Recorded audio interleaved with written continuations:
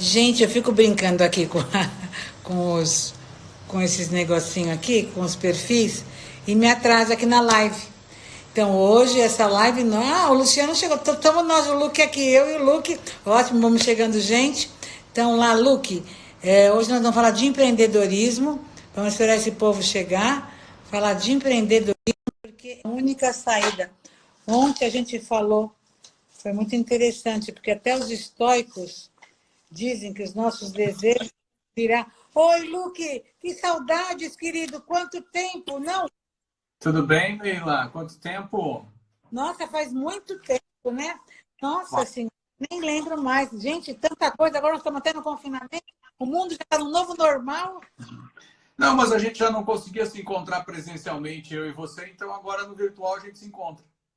É verdade, você sabe que eu acho que o virtual está dando mais condições do que o que a gente fazia antes. Você sabe que eu estou vendo muita mais gente que...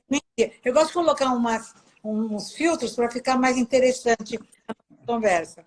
Ô, Luke, você sabe que ontem eu estava conversando com um filósofo sobre os estoicos. E daí os estoicos estão indo, isso assim, que o medo nós temos que transformar em poder, a dor em transformação, o medo em iniciação e os desejos em empreendedores. Então, eu acho que o empreendedorismo hoje está lá cada vez. Já era. Mas agora que nós estamos pé mesmo no século XXI, eu acho que a grande divisora do século XXI é agora. Vem cá, meu som tá bom? Você está escutando bem aí meu som? Gente, o som tá bom? Eu estou vendo, estou escutando. O som tá bom? Estou escutando o som aí dentro de você?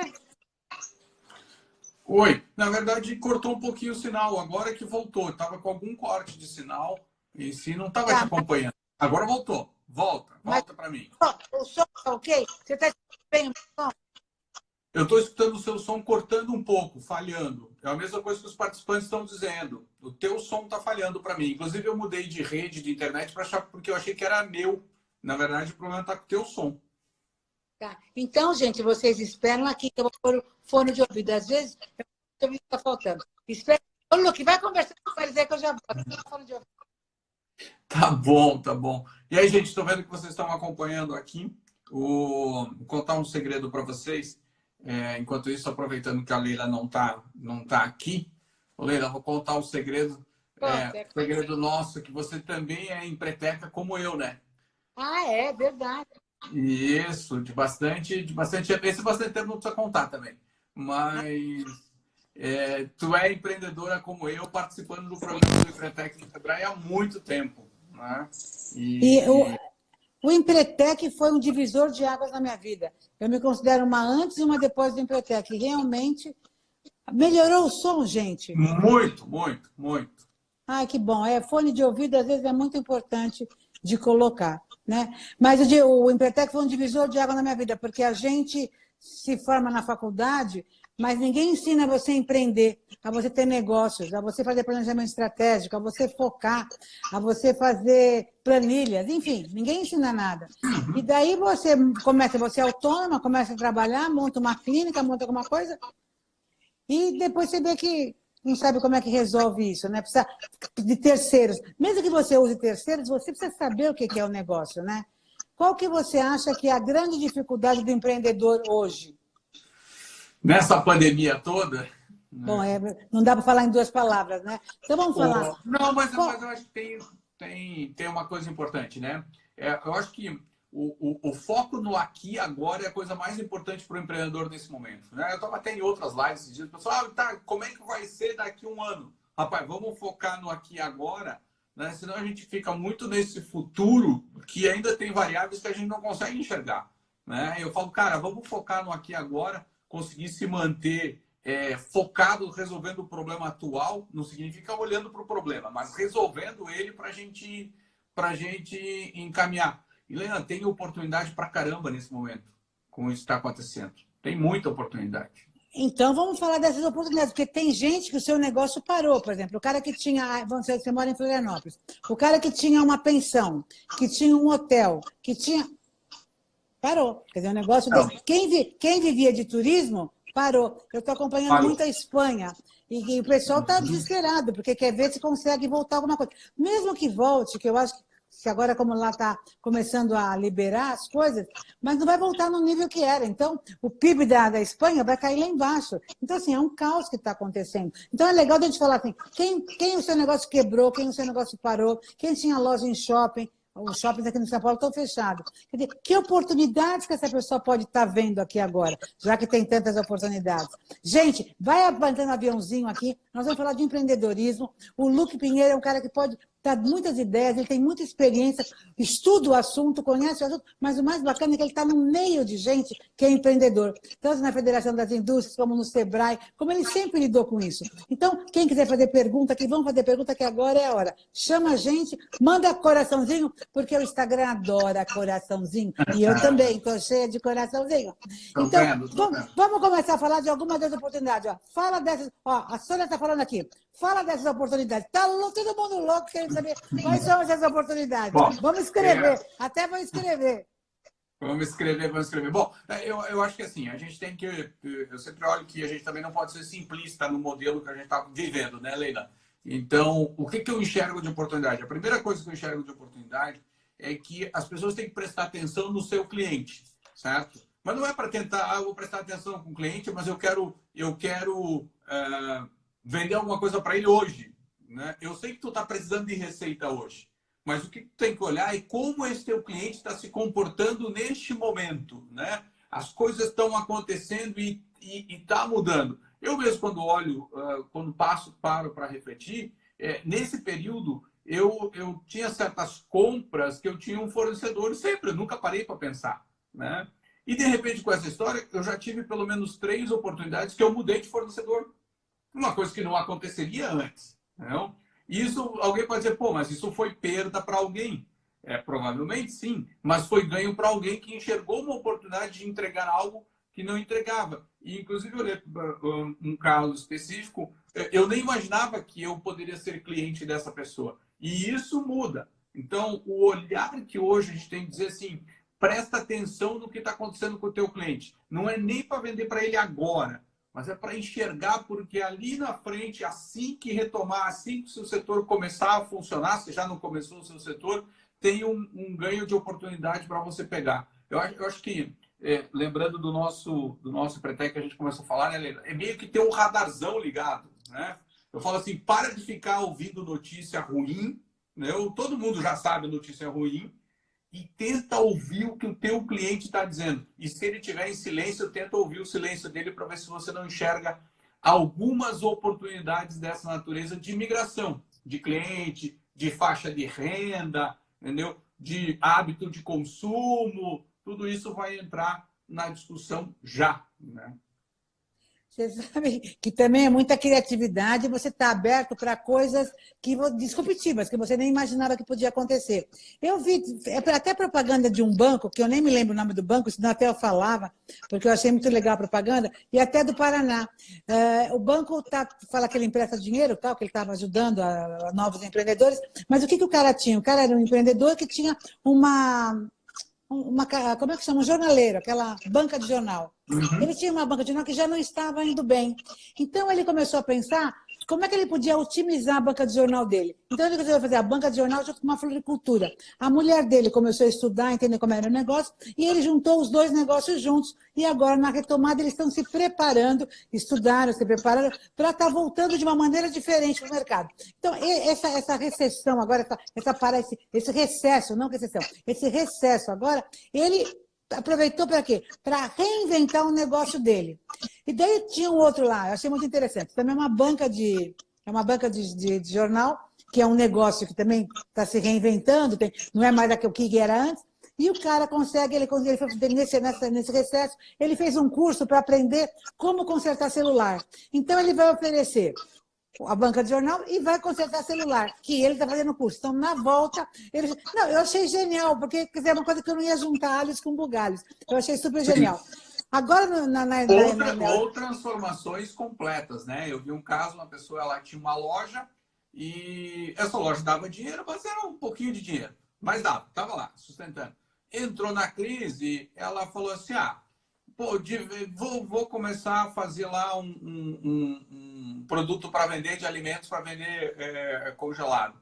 E em uma semana, essa pessoa falou assim, eu não vou mais reabrir a loja. Eu ganho mais dinheiro fazendo isso do que com a loja.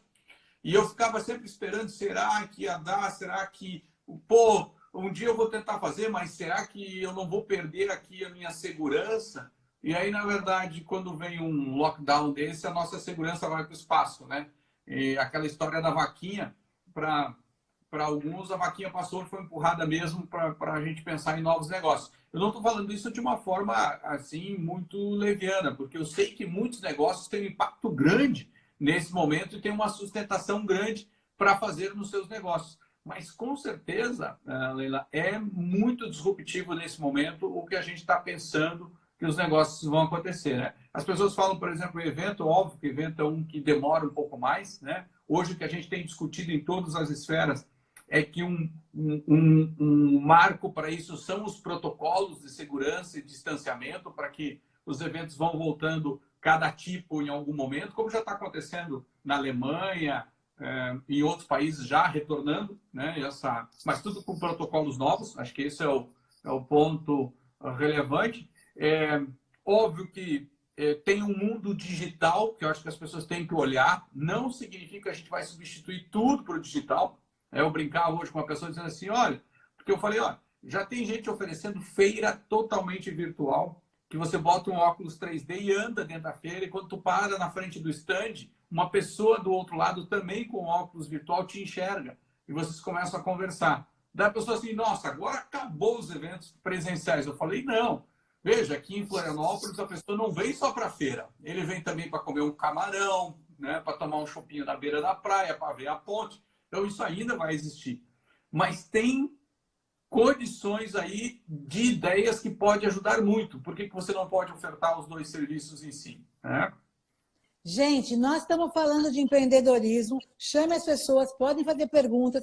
O Luke está aqui, hoje ele é especialista no assunto. E ele tem muitas ideias. Ele está numa bolha muito grande, porque ele conversa com muito empreendedor.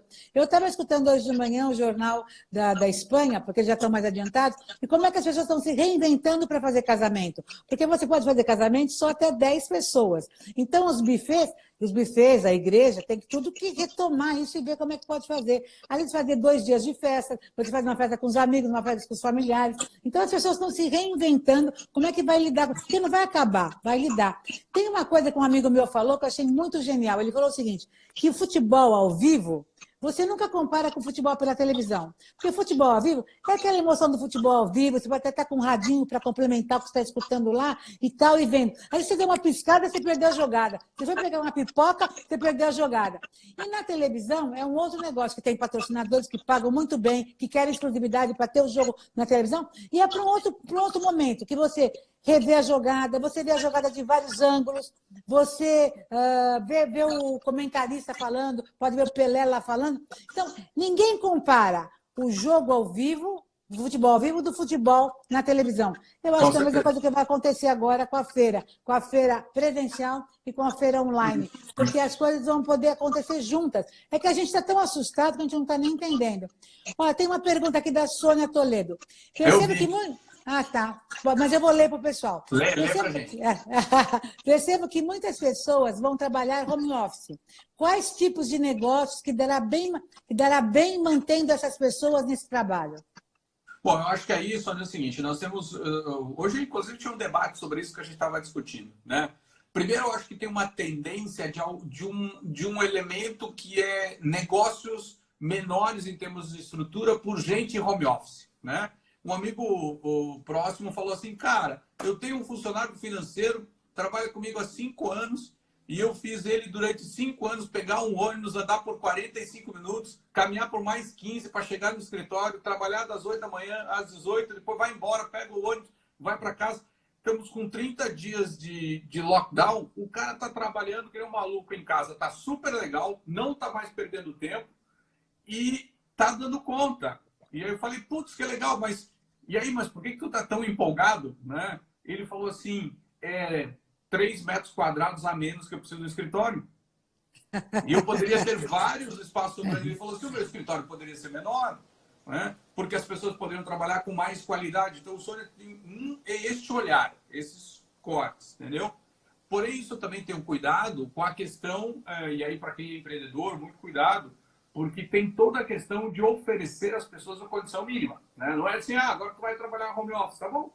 E a cadeira dele é ergonômica, né? A bancada está na altura certa, a iluminação está certa, porque isso tudo faz parte. Não é porque ele foi trabalhar em casa para você, né, que ele pode trabalhar de qualquer jeito. Você tem regras para trabalhar no escritório, de ergonomia, de iluminação, vai ter que ter na casa dele também, senão você terá problema.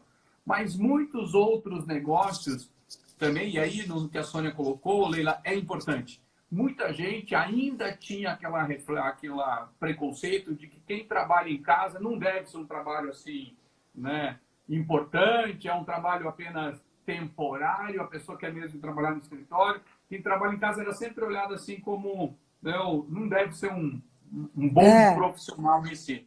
Eu acho que isso as pessoas estão mudando e, Sônia, muita gente, né, vai ter uma visão dizendo o seguinte, como o cara pode estar em casa, né?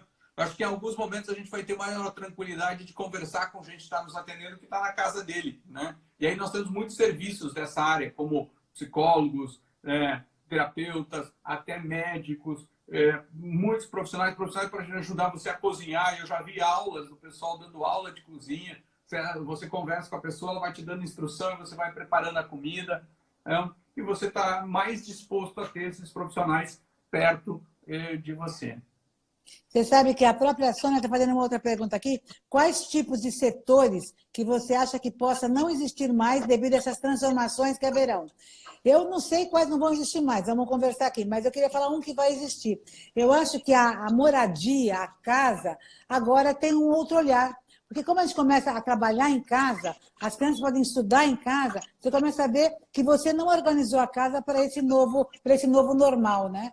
Então, eu acho que a casa nós vamos ter uma revisão de como morar, de como vai ser as nossas casas, as nossas moradias. Porque, inclusive, porque também tem... Fala, pode falar. Não, e tem mais uma ideia, porque muitos cientistas dizem que vão ter várias vezes, daqui para frente, nós vamos acabar tendo essas reclusões, esses confinamentos, se tiver outros surtos. Tal. Então, nós vamos estar sempre esperando que possa ter, que a gente está na rua e de repente tem que recolher. Enfim, nós vamos estar... Mudou a realidade, é um outro jeito de viver, né? Então, a gente vai ter que experimentar diferente. Mas o que você ia falar? Não, eu acho que você falou bem legal. Eu acho que as pessoas vão se preparar para outros casos desse mesmo que não aconteça, né? Da mesma forma que nossos avós se preparavam guardando lenha, né? E tinha um espaço na casa para guardar lenha por causa do inverno. Hoje em dia a gente não se preocupa por isso porque quando a gente precisa tem, né? Então agora nós vamos ter um outro tipo de preocupação, cada geração com a sua preocupação em si. Mas o que eu ia dizer que você estava falando de imóveis, eu já vi alguns empresários falando o seguinte, olha, desenhando alguns modelos, porque veja como é que uma criança pode estudar em casa com a proteção da atenção, para não perder a atenção toda, e às vezes ela não tem um quarto para fazer isso, né? O quarto é dos irmãos dividindo. Então, ele estava estudando cabines que poderia ter na casa, que monta e dá uma certo espaço para você ficar mais isolado, inclusive a própria pessoa para trabalhar. É quase como trabalhar na sua sala e, na verdade, você não enxerga as outras pessoas que estão na sala. Então, algumas coisas desse tipo interessantes. Sobre setores que a Sônia colocou, eu tenho uma visão diferente. Porque eu tenho uma visão mais otimista e eu tenho uma visão de mercado. Veja, se tiver alguém querendo consumir aquele produto, aquele serviço, o setor não desaparece. Não importa o que você faz, entendeu? Tem a ver com consumo. Não é a pandemia que faz um setor desaparecer. É a mudança do hábito das pessoas, que pode ser influenciado pela pandemia, que passa a não achar aquele serviço, aquele produto mais necessário. Né? Mas, provavelmente, a necessidade não desaparece. Então, ele deve ter substituído por o que a gente chama de concorrente substituto por alguma outra coisa. Entendeu? Um caso, talvez a gente diminua a ida a restaurantes, porque cada vez mais gente aprendeu a fazer comida. Não? E está achando divertido pelo menos 1, 2 vezes por semana. Agora não está divertido nada, tem que fazer todo dia. Mas na volta, algumas pessoas possam dizer, olha, eu não preciso ir para restaurante todos os dias, eu posso um dia convidar os amigos e eu cozinhar. Muita gente que antes não tinha a mínima ideia disso. Então, tem uma mudança, né, que pode ser parcial, não falou nesse caso todo. Então, Sônia, eu olho para o mercado. Se o mercado continuar necessitando consumir ou querendo consumir, uma necessidade está ali para ser atendida. Eu acho que esse é um olhar primeiro. Que interessante, porque se falava que, antes de pensar em coronavírus, que do jeito que a humanidade estava indo, que nós não íamos usar mais carro, que a gente ia andar mais de bicicleta, que ia andar mais, que isso, que aquilo, e que o carro ia ser uma coisa que tinha que se repensar, né? Comecei até a pensar de empresas fechando, acabando. E agora, com o coronavírus, o carro virou um capacete, né? O carro é uma proteção, você pode toda a família, proteção, você pode ir num drive, até agora vai ter cine driving, show driving, né? Que você vai com o seu carro e fica ali. Eu não sei quanto tempo vai durar isso, mas eu achei que agora, quem estava sem carro, só usava Uber, é interessante alugar um carro ou ter um carro, porque para você ir num cine drive-in, né? Você tem que estar no seu carro. Se você vai num show, você tem que estar no seu carro. Vai ter um Uber para isso. Então, assim, é interessante a gente estar antenado com a mudança e com a velocidade dela. Eu acho que hoje em dia, se você não aprender a lidar com a velocidade das mudanças, você está descartado. Você morreu, não é verdade? E tu falou uma coisa que me dá uma ideia. Fala assim, cara, então quem sabe quem não tem carro, possa querer alugar um carro no final de semana. Você entrega o carro limpinho, higienizado, tu usa durante o final de semana com a família para não ter esse negócio de movimento, Uber, não sei o que, tá? Uso para as atividades de lazer com a família e devolvo na segunda-feira esse carro. Ah, mas você pode dizer, mas isso já existe hoje. Já existe hoje. Não? Mas talvez tenhamos uma nova demanda para alguém tenha uma entrega diferente. Olha, eu alugo o carro junto com o ingresso, né? Para você assistir o drive lá do cinema ou o show. Cara, já vem junto. Tu compra o ingresso com o aluguel do carro junto. E essa questão da desinfecção do carro é muito interessante, porque você às vezes usa o carro e você vai querer abrir a janela para nem usar o ar-condicionado com medo de contaminação. Então, vão ter que se pensar novas coisas, porque as pessoas estão mudando de hábitos, então vai ter que se pensar em novas coisas, né? Então, acho que tudo assim é uma mudança rápida e nós temos que estar antenados para ampliar a nossa bolha. O que a gente pode fazer? O que você faz para você ampliar a sua bolha, para você ser mais criativo? É que você vive num ambiente que você escuta muita gente, né? Eu gostava de viajar, agora não sei como é que a gente vai ser viajar. Mas eu gosto de ver, eu faço jornais internacionais, que eu gosto de ver jornais de outros países, porque no jornal você observa coisas, né? Mas, enfim, você tem alguma ideia para as pessoas ampliarem essa bolha, para poder ter ideias rápidas, né? Porque não é ficar lendo no livro, é coisa bem moderna que está acontecendo agora e que você já tem que estar vendo o que você pode aplicar, o que você não pode aplicar, né? Acho que, assim, primeiro eu também gosto da história de viagem para conhecer as coisas, isso é muito importante. A segunda, você falou bem, eu tenho o costume de fazer uma coisa que eu falo que o hábito da leitura, né? O hábito de se informar, ele não pode ser quando eu tenho tempo. Ele tem que ter o seu tempo, e o seu tempo é prioritário. Então, normalmente, para mim, a minha atualização de leitura é de manhã. Então, fazendo meu café da manhã e tomando café, ou quando eu leio as coisas. Eu deixo para olhar o e-mail um pouco depois, eu deixo para responder mensagem um pouco depois. É ali que eu me atualizo. E eu tendo a escolher algumas ferramentas que me permitem concentrar informações. Então, se eu quero saber do mercado de ações, de investimento, eu assino no Telegram um negócio que resume para mim, né? Então, quando eu quero saber de jornal, eu assino lá um serviço que me dá o resumo dos jornais, para que eu possa ganhar um pouco de velocidade nisso com alguns temas para olhar dessa forma. Então, esse é um olhar bem importante. Mas tem uma coisa que é essencial, que eu gosto, Leila, é diversificar o que eu olho. Né? As ideias de negócio não vêm só olhando o negócio. Não? Vem quando você está assistindo um filme, prestando atenção no filme, como ideias de negócio dentro do filme. Não é um filme por filme. Então, lendo uma coisa que não é da tua área. Entendeu? Assistindo um programa de TV, um documentário que não é da tua área. Eu gosto de assistir TED, que são aqueles vídeos que são menores, palestras pequenas, de coisas que não é da minha área. Né? Porque amplia a bolha, muito, né? Me ajuda muito é que eu acabo sabendo um pouco de cada coisa e isso ajuda a pensar mais holisticamente. Não significa que eu sou raso, eu sou especialista em algumas coisas.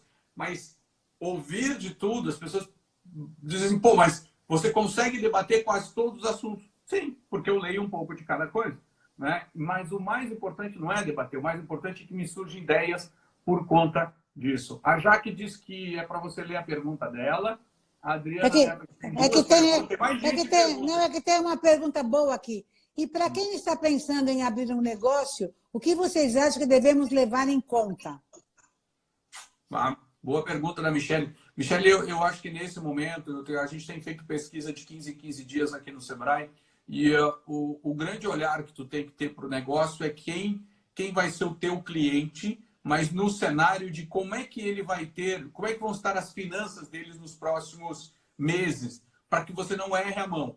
Tá? Você vai ter clientes para isso, então você não pode errar a mão. Por que eu estou dizendo isso? A expectativa da OIT, Organização Internacional do Trabalho, Leila, e aqui Michele que pergunta, fala em 20% de desempregados no mundo, nos países que passam pelo coronavírus, né? No estado de Santa Catarina, a gente faz pesquisa de 15 em 15 dias do Sebrae aqui para municiar as entidades, a gente já está com 12% de desempregados. Só que tem um outro universo de mais uns 15% que estão com jornada de trabalho reduzida, né? Consequentemente salário reduzido e até suspensão do contrato de trabalho naquela medida provisória do governo, o que significa renda menor. Nós temos um mundo de empreendedores com faturamento que caiu, então eles também têm renda menor. Então, os próximos meses, os clientes que a gente está olhando, dependendo da faixa de cliente, ele terá uma renda menor do que se a gente olhasse antes da pandemia. Então, a pergunta é, o que eu entrego para esses caras que vão precisar? Entendeu? Este é o olhar, porque você está falando de famílias com renda menor, mas não significa que não tem poder de compra, mas talvez não compre aquilo que compravam antes. Então, tem um universo interessante de olhar para esse cliente e enxergar os nichos para atuar. Você sabe, Luque, que eu tenho uma startup, né? E eu já fiz várias startups weekend. Eu sou apaixonada por isso. E na startup, o jeito de raciocinar a lógica da startup é muito interessante. Porque você vê um problema e nós vamos resolver aquele problema com tecnologia e com escala. E a gente vê que ninguém faz nada sozinho, que você precisa de uma equipe. Então, eu acho que hoje, se você pensa em montar um negócio, quem perguntou, eu acho que a primeira coisa é que não se monta mais nada sozinho. Eu acho que a gente tem que juntar pessoas, ver a dor do que está. Porque não é o que você quer montar, não é o que você acha, não é o que você gosta. Sabe? Se você gosta de chocolate, coma chocolate. Não precisa ter uma Copenhague, não é verdade? Porque daí a pessoa acha que porque ela gosta de uma coisa, ela precisa ter aquilo. Não, não precisa. Não é porque você gosta de criança que você tem que engravidar e ter 10 filhos. Você tem que saber o que você vai fazer, vendo a necessidade do que as pessoas estão sentindo e das novas necessidades, né? Vamos na pergunta da Jaque, que a Jaque está maravilhosa insistindo aqui. Gente, chama a gente. Vamos fazer um aqui, tem mais 30 minutos com o Luque. E não é sempre que ele dá esse mole, não, de estar aqui com a gente. Florzinha. Só para Leila. Ah, que lindo. Olha, trabalho com material. Olha a pergunta da Jaque, que ela estava insistindo ali. Trabalho com material de higiene e limpeza para as empresas. E realmente, alguns dos nossos clientes estão em home. Nesse caso, a solução é vender pessoa física? Olha, é uma boa pergunta, né?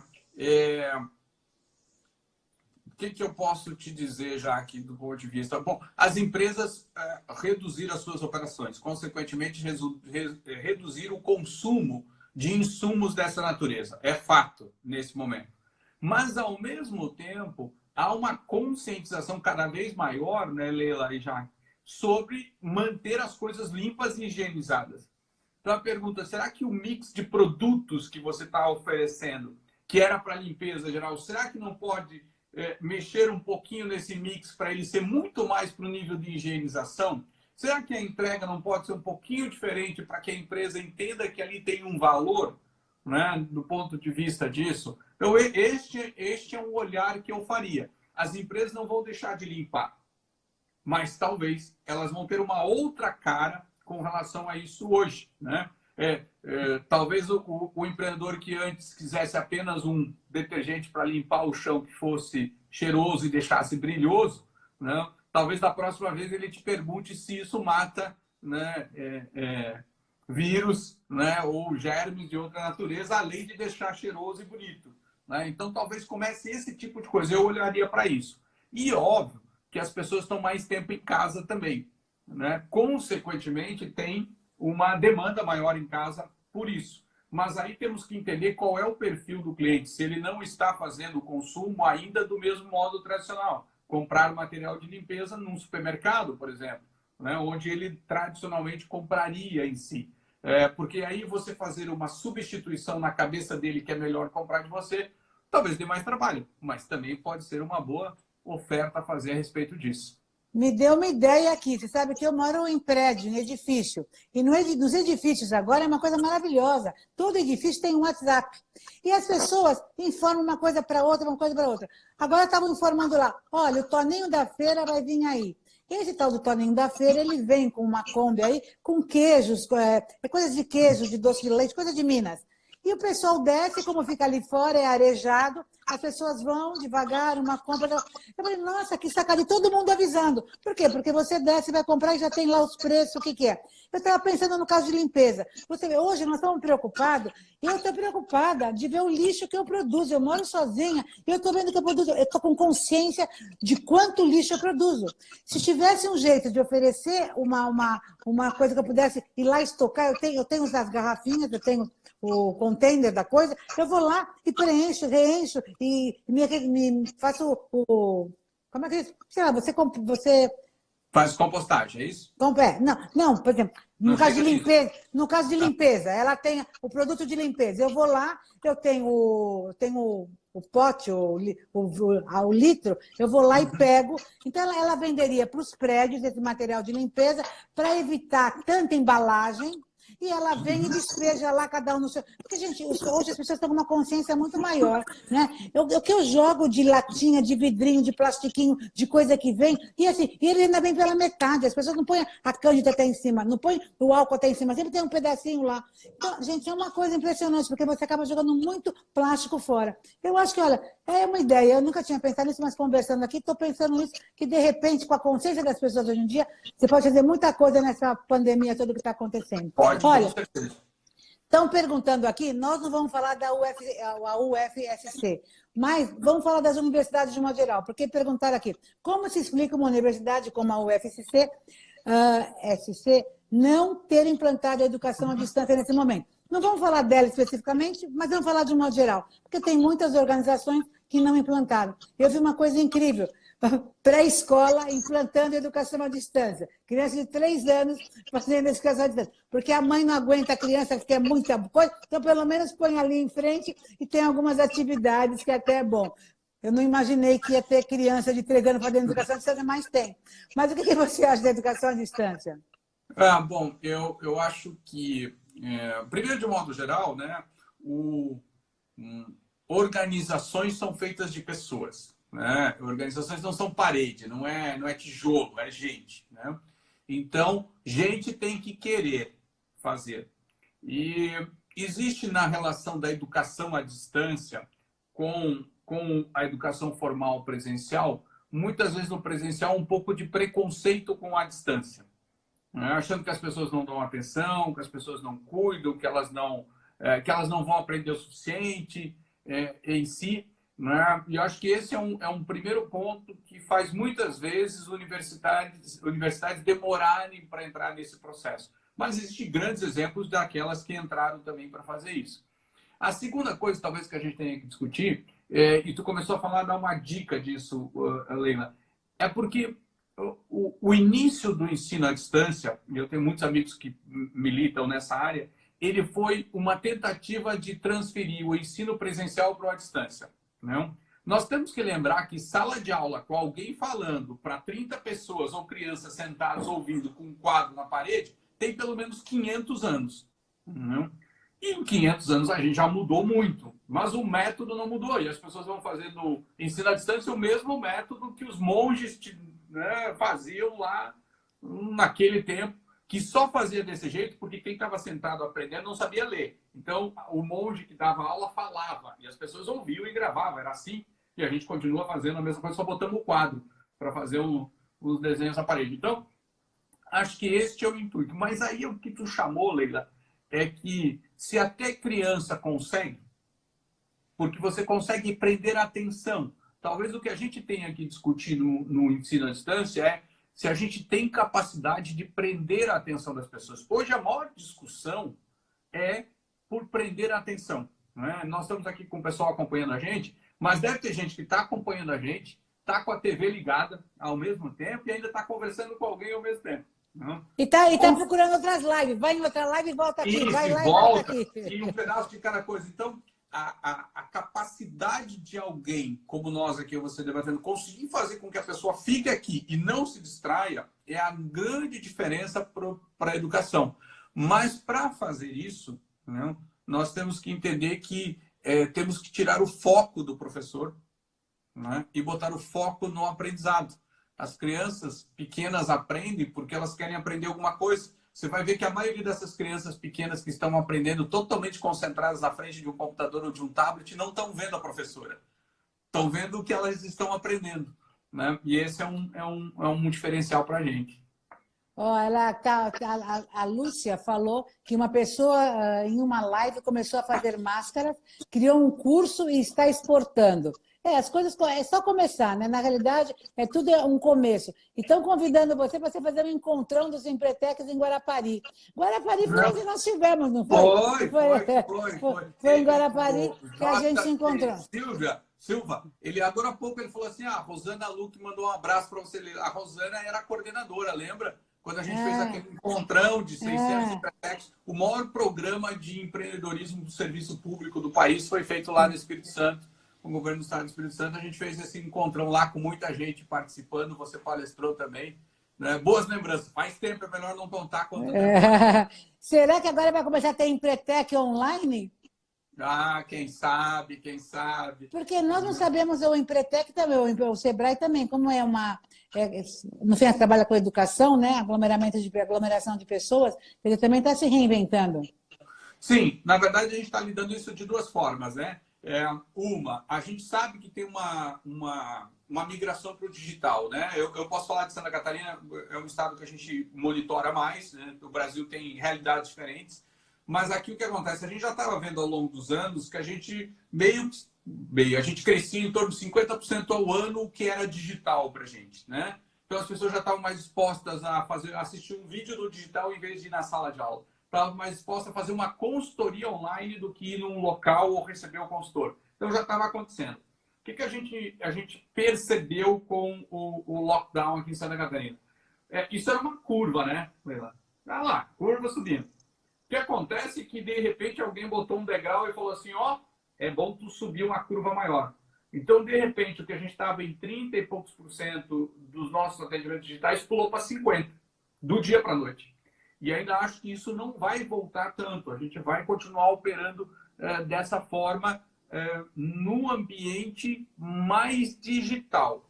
Tá? No ambiente mais digital, eu acho que vai fazer parte das pessoas que estão mais predispostas a isso. Agora, o que nós estamos lidando? Nós estamos hoje pegando vários programas nossos e fazendo a conversão para o digital, no modelo que o cara ia assistir uma palestra presencial, ele vai poder acompanhar a distância. Já tem um monte. Mas tem um monte que era presencial, que a gente vai encaminhar. E em alguns ambientes, nós estamos reduzindo a quantidade de pessoas.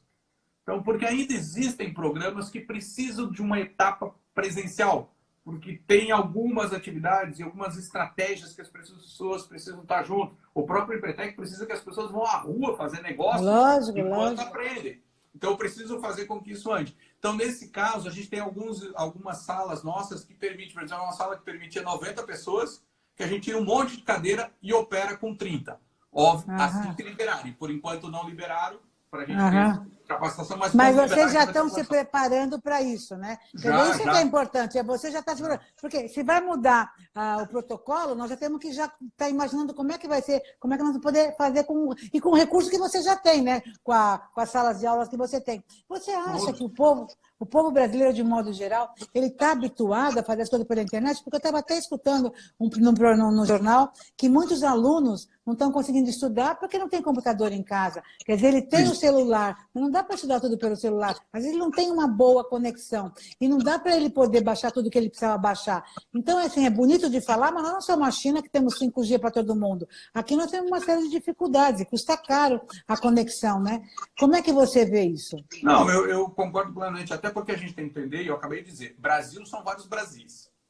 Dentro de cada estado, vários estados. Dentro de cada município, vários municípios. Então, as pessoas não podem tratar como se fosse uma coisa básica. Todo mundo deve ter. Não é, todo mundo não tem. Então, isso nós precisamos encontrar as alternativas para todo mundo. Então, nós temos que permitir que a pessoa que queira fazer o digital tenha a oportunidade.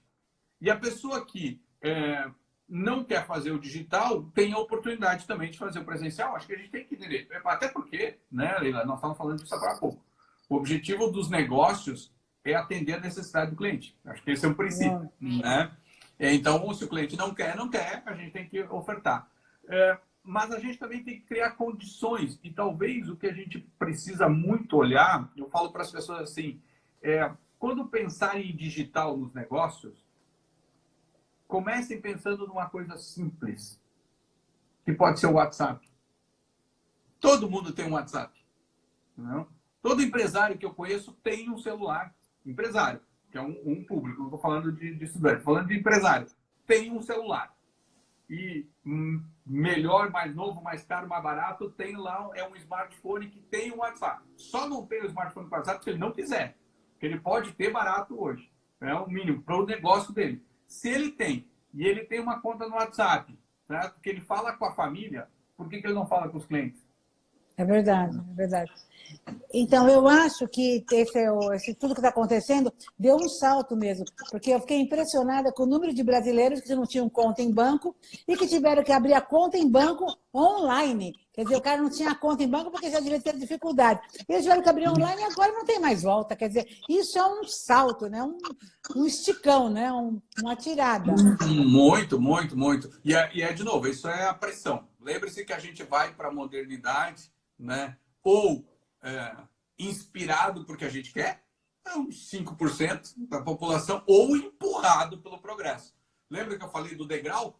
Né? De repente, a gente ia levar 10 anos, 20, para essas pessoas entrarem, talvez, então, vou entrar numa conta digital. Cara, 10 anos veio parar hoje. Obrigou as pessoas a entrarem já neste processo em si. E obrigou muita gente a se reinventar, né? Inclusive governo. Então, por mais que a gente tenha uma pandemia e toda a vida importa, a gente não pode deixar as pessoas morrerem realmente, toda empresa importa, porque ela gera emprego, e emprego é cidadania, é renda e é saúde. Inclusive, tem alguns estudos internacionais dizendo que quando aumenta o desemprego, mais gente morre, entendeu? Porque morre de problemas de saúde diversos, não consegue pagar para ir ao médico, cuida pior da saúde, começa a ter mais problemas de saúde mental, e aí acaba aumentando o índice realmente de mortos, né? Isso tem estatísticas mostrando esse tipo de coisa. Mas, independente disso, nós temos que entender que quando acontece uma crise, e essa é uma crise enorme, né, nós somos empurrados em alguma direção da modernidade. Nós somos empurrados nessa direção. Então, nós estamos sendo empurrados, não adianta, né? Estamos sendo empurrados para um novo mundo digital, que a gente talvez não se preocupasse com isso. Isso tudo está empurrando para a gente para frente. Né? Tem mais uma pergunta aqui interessante, que na realidade assim, a gente gostaria de ter alguém que fizesse previsões para a gente, né, e pudesse dar data para as coisas. Então, mas é gostoso de perguntar, porque a gente vai especular um pouco o futuro e ouvir a opinião de outras pessoas. Com o aumento do desemprego e fechamento de muitos negócios, irá aumentar ainda mais as nossas diferenças sociais. E você é uma pessoa que você pode falar dessa questão social. Qual o período previsto para a recuperação? É uma coisa meio de chutômetro aí, mas é legal de sentir qual que é a sua percepção. Talvez em Santa Catarina e no Brasil, e no mundo. Eu entendo, a Adriana colocou a pergunta, a primeira pergunta dela realmente, acho que a sua pergunta é quase uma afirmação e eu concordo. Acho que vai haver um aumento na diferença social, né? Porque, primeiro, a doença em si, ela não escolhe né, nível social. Isso a gente já percebeu. Tá? Mas as consequências de perda de emprego e fechamento de empresas, elas sim escolhem.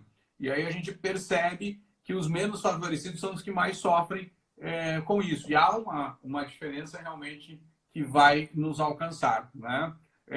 De alguma forma, isso vai impactar na gente, uma diferença grande em si. Por exemplo, Adriana, uma discussão que a gente tem entre os empregos públicos e os privados.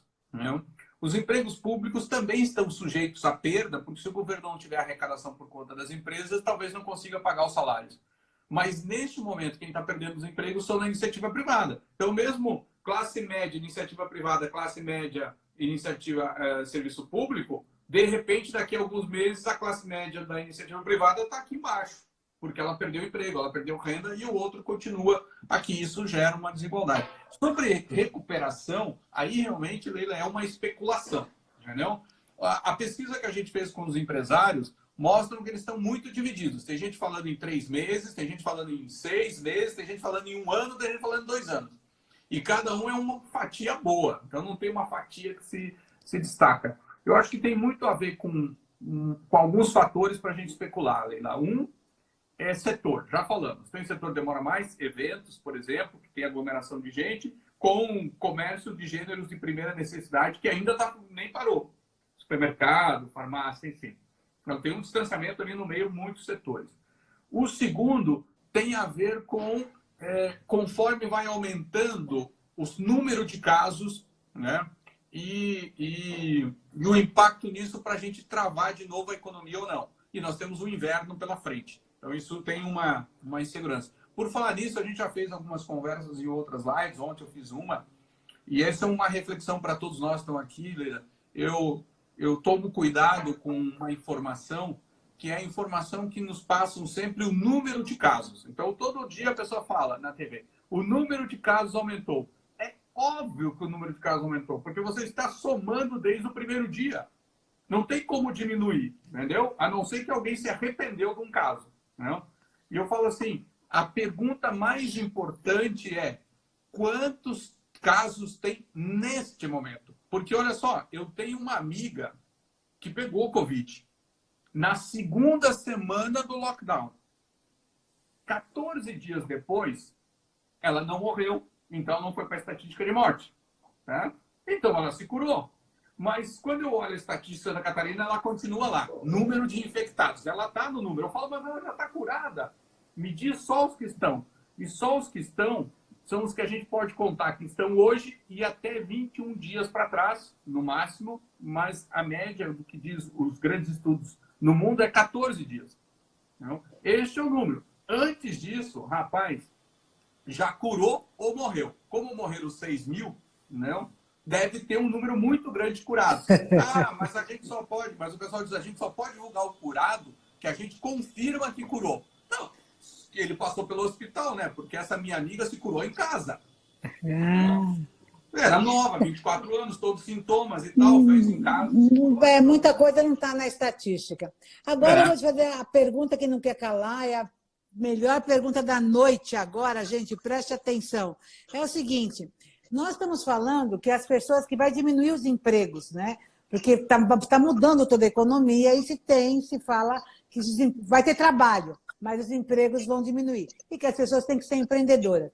Daí tem um povo, né? Um grande povo, que você, gente, mas eu não sei ser empreendedor. Eu me formei, eu me preparei para trabalhar numa empresa. Eu adoro fazer isso. Isso é o que eu sei fazer. E esse negócio de ser empreendedor não está no meu sangue, não está no meu DNA. Nós já sabemos que tem gente que nasce empreendedor, mas que você aprende a ser empreendedor. Agora, essa pessoa que está escutando a gente aqui, que está vendo o mundo mudar tão depressa, que está vendo que ela vai ficar desempregada, que ela não vê como é que ela vai conseguir um novo emprego, que ela vai ficar bem difícil a coisa. Ela tem que empreender. Gente, mas empreender o quê? Empreender como? Como fazer? Como começar? Tem que fazer Empretec? O que eu tenho que fazer? Então, para essa pessoa que está aqui ansiosa, desesperada, vendo que o mundo está se mexendo demais e ela não sabe como fazer isso, como empreender, o que a gente fala para ela? Olha, eu acho que primeiro, assim, vamos separar que não é tão longe o mundo do empreendedor do empregado. Né? Se você é um empregado que trabalha, de responsabilidade, cresceu na vida lá da empresa como funcionário, entendeu? Tem ambição e cresceu lá e foi atrás das coisas e aprendeu e melhorou de vida, você tem as competências empreendedoras. Eu sempre falo que você pode ser empreendedor dono de negócio, você pode ser empreendedor funcionário de negócio, você pode ser empreendedor no serviço público, você pode ser empreendedor numa instituição sem fins lucrativos. Porque o que importa é que você empreende. E empreender é um conjunto de competências, não é um negócio em si. Né? É um conjunto de competências. E duas delas são alicerces. A pessoa ser persistente, não desistir logo na primeira, não. E assim, quando foi atrás do teu emprego, o primeiro emprego, tu ralou um monte. Tu quis mais coisa, tu foi atrás. Quando quis a sua casa, tu ralou até conseguir. e tentou várias vezes.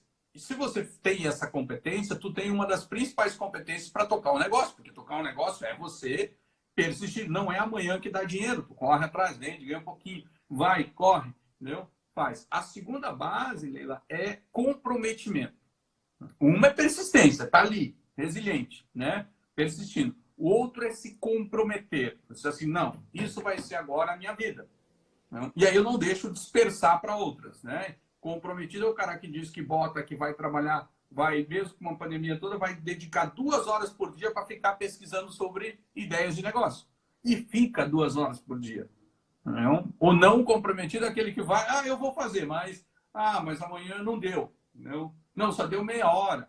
Depois alguém me ligou. Né? Eu falo assim, não, comprometido é comprometido. Se você é um cara comprometido, cumpria horário, quando te dava uma tarefa, você fazia toda até entregar, não se contentava se não terminasse, você tem 2 das bases para empreender. Persistência e comprometimento. O resto fica de olho no que aparece. Nem sempre a primeira ideia é a melhor, mas tem que ser feita.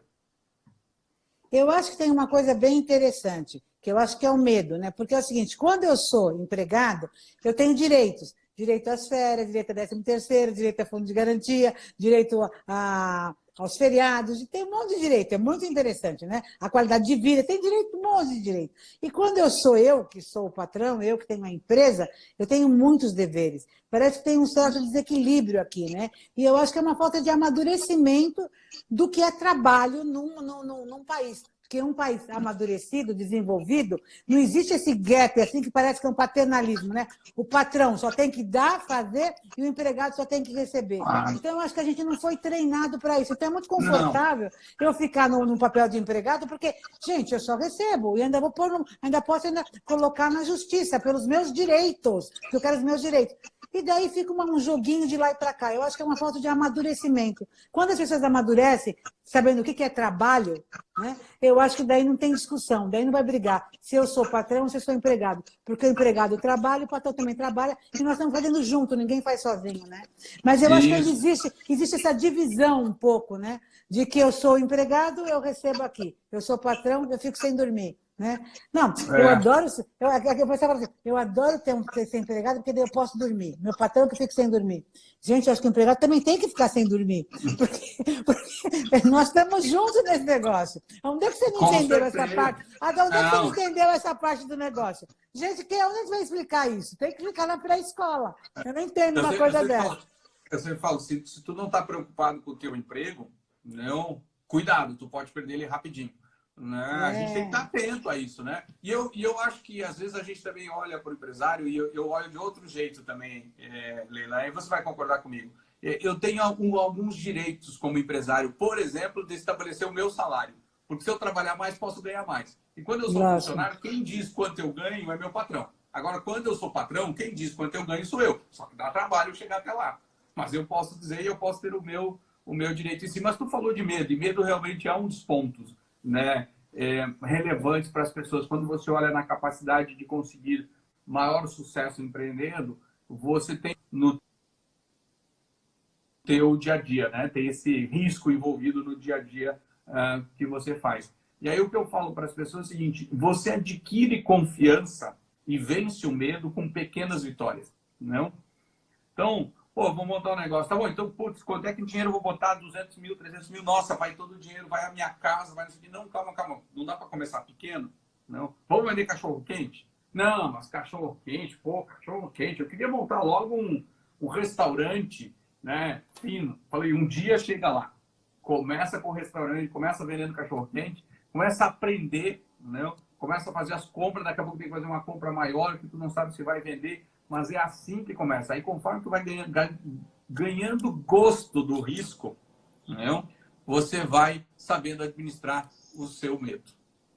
Agora, tem uma pergunta bem bacana que eu quero te fazer aqui agora, que é o seguinte: tudo bem, você falou, a gente como empresário, a gente estabelece o nosso salário, muito legal, e a gente trabalha pra caramba, porque acho que a gente não tem, todo empresário é que nem, eu falo assim, que o meu espírito empreendedor é obsessor, vai trabalhando, uma loucura, né? A gente até saber se equilibrar.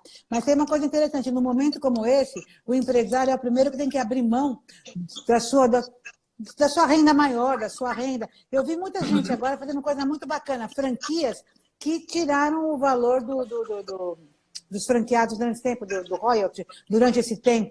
Franquias que fizeram coisas fantásticas. Por quê? Porque nós estamos juntos nisso, né? O negócio é da gente junto, não é eu aqui, você lá. Não, e isso, os empresários, de um modo geral, têm que ter essa consciência. Eu acho que o empresário que não tem uma consciência social da responsabilidade daquelas famílias que vivem a partir daquilo, então eu sou o primeiro que tem que baixar aqui o meu, poder resolver a situação toda e vendo como é que eu posso levar. Mesmo porque, geralmente, o empresário já tem um patrimônio, tem alguma coisa que ele sabe que vai poder ajudar nesses momentos. Eu acho que essa consciência é muito importante, né?